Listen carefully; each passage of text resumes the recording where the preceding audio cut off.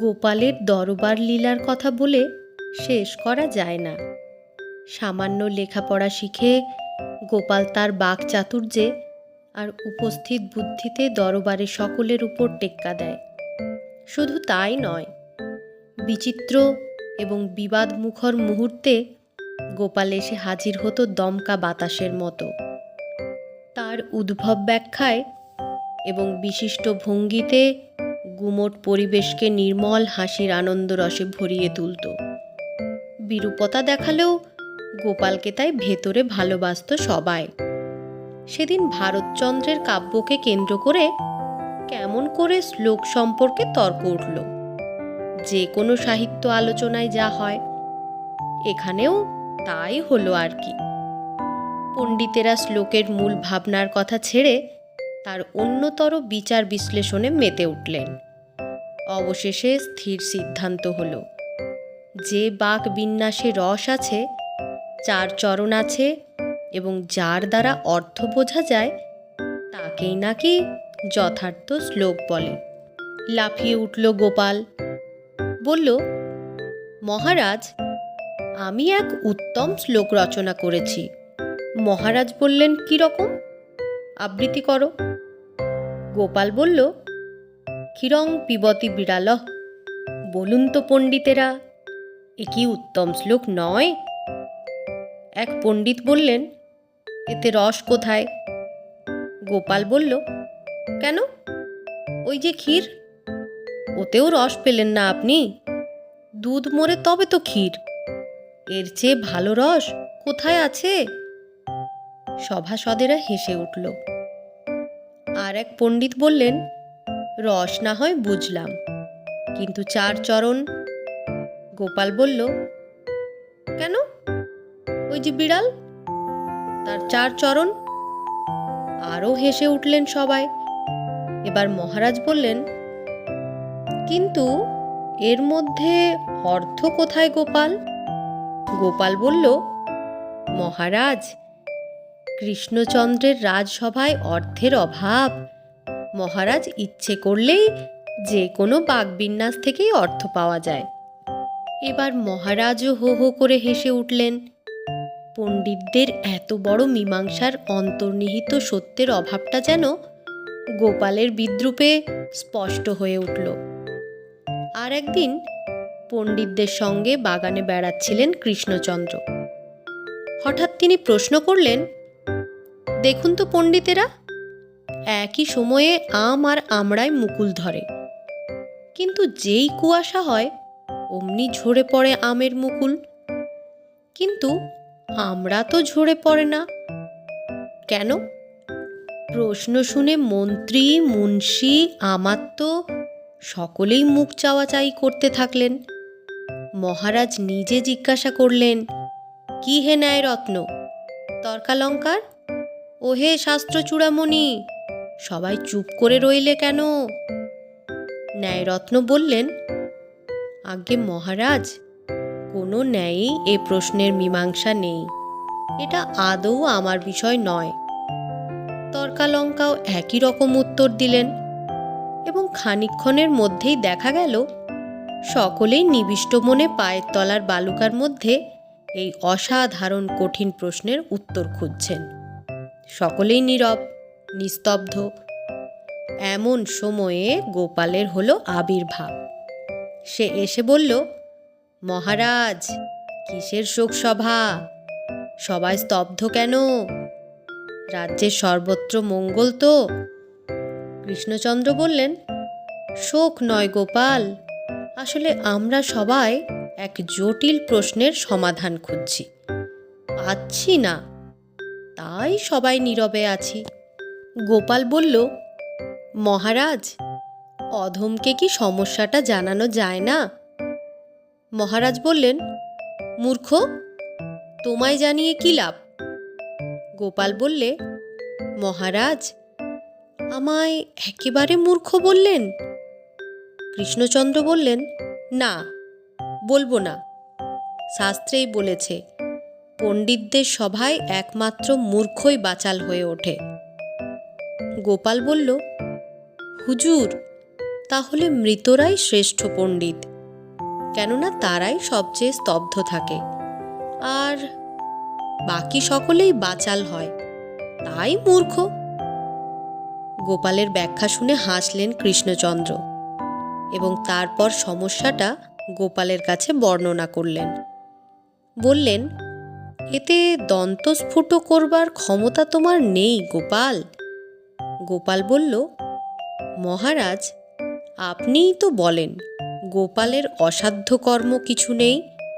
পণ্ডিতেরা যা দন্তস্ফুট করতে পারেননি তা আমি তরলবৎ করে পান করতে পারি। কৃষ্ণচন্দ্র বললেন, কি বলছো গোপাল? চপলতার একটা সীমা থাকা উচিত। পারবে তুমি এর মীমাংসা করতে? গোপাল বলল, আমার সাধ্য কি মহারাজ? আসলে এর মীমাংসা স্বয়ং ব্যাসদেব করে গেছেন, আমি তো শুধু আপনাদের সে কথা স্মরণ করিয়ে দেব। কৃষ্ণচন্দ্র উৎসুক হয়ে বললেন, বলো। গোপাল বলল, মহাভারতের কথা স্মরণ করুন মহারাজ। একদিন মহামুনি পরাশর চলেছেন পথে, সামনে নদী, নৌকো পার করছেন ধীবর কন্যা মৎস্যগন্ধা। মুনি আকৃষ্ট হলেন, মায়া বলে দ্বীপ সৃষ্টি করে মিলিত হলেন কন্যার সঙ্গে। লজ্জাবোধ করলেন কন্যা। মুনি মায়া বলে সৃষ্টি করলেন কুয়াশা, কন্যার সব চ্যুতি ঢেকে দিলেন। মহারাজ, তাহলে দেখুন, কুয়াশার জন্মের দিন থেকেই তার কাজ চ্যুত ভঙ্গ করা। আমরার সঙ্গে তার কোনো সম্পর্ক নেই। কুয়াশা তাই চ্যুত মুকুলি ঝরিয়ে দেয়, আমরা স্থির থাকে। বাহ বাহ গোপাল বাহ, বললেন কৃষ্ণচন্দ্র। পণ্ডিতেরা অবাক বিস্ময়ে তাকিয়েই রইল তার দিকে। নিতান্ত হালকা হাস্যরস পরিবেশন করে যে ভাঁড়, এ কি সেই গোপাল, না এক পরম ভক্তিমান দার্শনিক? সত্যি সত্যি এ গোপালকে বেশিরভাগ সময় খুঁজে পাওয়া যায় না। রাজসভার সবাই দেখে গোপাল স্থূল, ওর শরীরের মতোই মোটা ওর রসিকতা। তা না হলে ঝাঁকা মুটের মাথায় চেপে রাজসভায় আসতে পারে? তাকে ওই অবস্থায় মস্ত বড় এক কাতলা মাছের মতো লাগছিল। হাসছিলেন সবাই।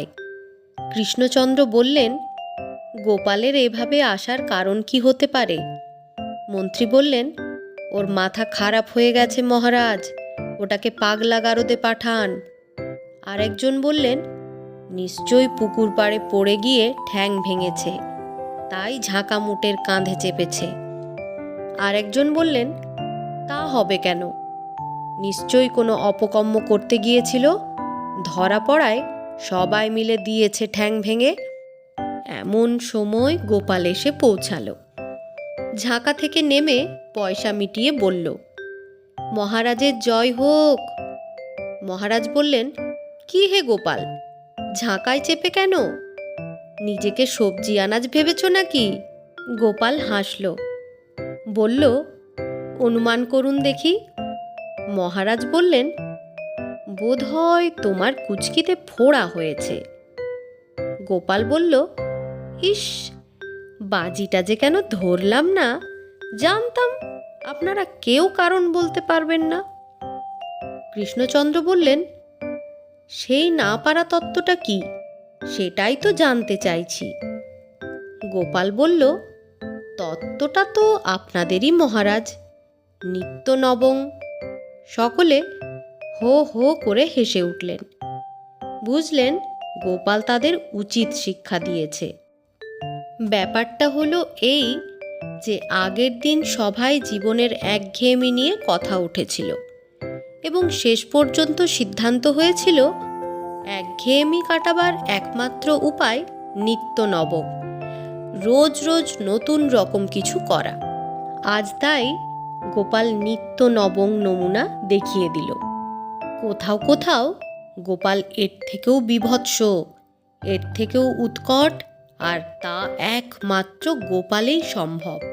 একদিন কথা উঠল ইলিশ মাছ নিয়ে। এ মাছের জনপ্রিয়তার সীমা নেই। এ মাছ খেতে সুখ, দিতে সুখ, এমনকি এর সম্পর্কে আলোচনা করেও সুখ। নিজে কিনে সুখ তো আছেই, অন্যে কিনে নিয়ে যাচ্ছে দেখে দাম জিজ্ঞাসা করেও সুখ। মন্ত্রী বললেন, আগে হ্যাঁ মহারাজ, বাজার থেকে ইলিশ কিনে হাতে ঝুলিয়ে আনবার উপায় নেই। হাজার লোকের প্রশ্নের ঠেলায় প্রাণ ওষ্ঠাগত। সকলেই হেসে উঠলেন। দেখা গেল মাথাটা নিচু করে যেন চশমার ফাঁক দিয়ে দেখছে এমন ভঙ্গিতে মন্ত্রীমশাইয়ের দিকে তাকিয়ে মিটমিট করছে গোপাল।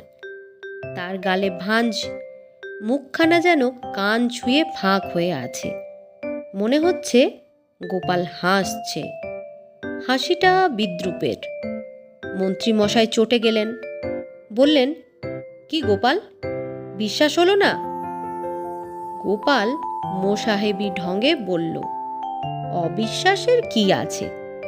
আপনি যখন বলেছেন তখন কি এর অন্যথা হতে পারে?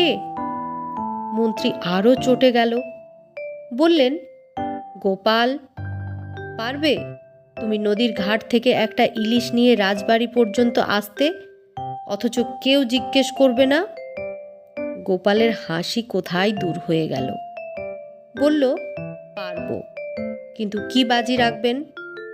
মন্ত্রী বললেন, 1000 টাকা। গোপাল বলল, বেশ, তাতেই সই। শুধু আপনার লোক সাজিয়ে পথে রাখবেন না, তাহলেই আমি পারবো। মহারাজ বললেন, যদি পারো তবে আমিও আর 1000 টাকা তোমাকে দেব। গোপাল বলল, তবে এক্ষুনি পরীক্ষা হয়ে যাক মহারাজ। সঙ্গে সঙ্গে কয়েকজন সভাসদ সহ গোপাল চলে গেল জলঙ্গি নদীর ধারে। তখন জলঙ্গিতে পদ্মা এবং গঙ্গা দুই নদী থেকেই ইলিশ ঢুকত। সেখান থেকে একটা বড় সড়ো মাছ কিনে দেওয়া হলো গোপালের হাতে। গোপাল ইলিশ হাতে নিয়েই কাদায় গড়িয়ে পড়ল। জামা কাপড় ছিঁড়ে খুঁড়ে প্রায় উলঙ্গ হয়ে পড়ল। চুলগুলো ঝাঁকি দিয়ে এলোমেলো করে নিল। তারপর হি হি করে হেসে দৌড়ে গিয়ে ধরল এক পথিককে।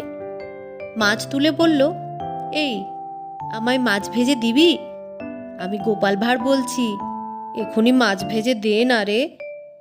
লোকটা গোপালের ওই অবস্থা দেখে ভেউ ভেউ করে কেঁদে উঠল। গোপাল বলল, যা শালা, ইলিশ দেখে কাঁদছিস, দাম জিজ্ঞাসা করবি নে। এই বলে গোপাল তাকে ছেড়ে দিয়ে ইলিশটা কোলে ফেলে বলতে থাকলো, ছেলে ঘুমালো, পাড়া জুড়ালো, বর্গি এলো দেশে, বুলবুলিতে ধান খেয়েছে। লোকটা ছাড়া পেয়ে দিল ছুট, আর প্রচার করে দিল রাজার ভাঁড় গোপাল পাগল হয়ে গেছে। এরপর সারা রাস্তা গোপাল ইলিশটা কোলে করে ওই ঘুমপাড়ানি ছড়া গাইতে গাইতে চলে এলো। একটা লোকও দাম জিজ্ঞাসা করলো না। দরবারে আসতে মন্ত্রী মহারাজ সকলে হেসে কুটোপুটি। অন্দরমহলে গিয়ে রানীদের গোপাল তার লীলা দেখিয়ে এলো। মহারানী হেসে গোপালকে তক্ষুনি স্নান করে পোশাক বদলাতে বললেন। গোপাল বেশবাস পরিবর্তন করে এসে দেখল তার জন্যে সেই ইলিশ ভাজা আর ঝোল রান্না হয়েছে। রানী নিজে তাকে পরিবেশন করে খাওয়ালেন।